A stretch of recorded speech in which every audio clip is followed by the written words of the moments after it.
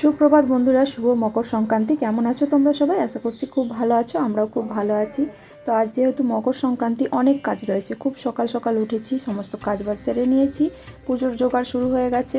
আর প্রথমেই তো ফুল তুলতে গিয়েছিলাম, তোমাদের সাথে একটু শেয়ার করলাম। ওগুলো আমার নিজের হাতে লাগানো ফুল গাছ, খুব সুন্দর ফুল হয়েছে, তোমাদের সাথে একটু শেয়ার করলাম। অনেকগুলো ফুল তুলে এনেছি, তারপর পুজোর জোগাড়ও হয়ে গেছে, তারপর আলপনাও দিয়ে দিয়েছি, সেটাই তোমাদের সাথে একটু শেয়ার করছি। তারপরে যাব আমরা মন্দিরে পুজো দিতে।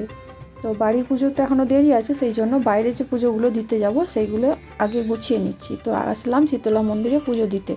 তো শীতলা মাকে একটু প্রণাম করে নিচ্ছি, তারপর আরও 2 জায়গায় যাব। তো বেরিয়ে পড়েছি।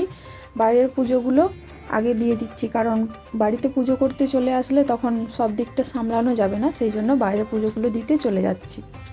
তো পুজো দিয়ে আসার পর বাড়িতেও পুজো হয়ে গেছিলো, সেটা আর তোমাদের সাথে শেয়ার করা হয়নি, এতটা তাড়াহুড়োর মধ্যে থাকি।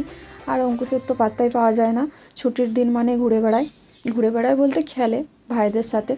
তো সেই জন্য ওকে তো পাওয়াই যায় না। তো পুজোর সময় আর সেইভাবে ভিডিও করতে পারিনি। তারপর খাওয়া দাওয়া করেছি দুপুরে, তারপর আমরা সবাই বিকেলে পিঠে করতে বসে গেছি, কারণ আজ তো পিঠের দিন, পিঠে তো করতেই হবে। সেই জন্য আমরা সবাই মিলে পিঠে করতে বসে গেছি, আর খুব গল্প হচ্ছে।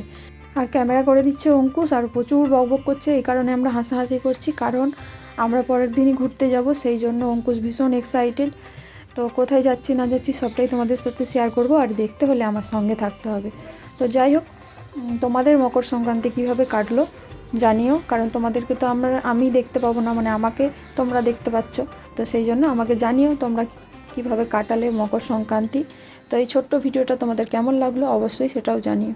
তো আজকের মতো টাটা, ভালো থেকো, সুস্থ থেকো, আবার নতুন ভিডিও নিয়ে চলে আসছি। তো এবার ভিডিওগুলো ধামাকাদার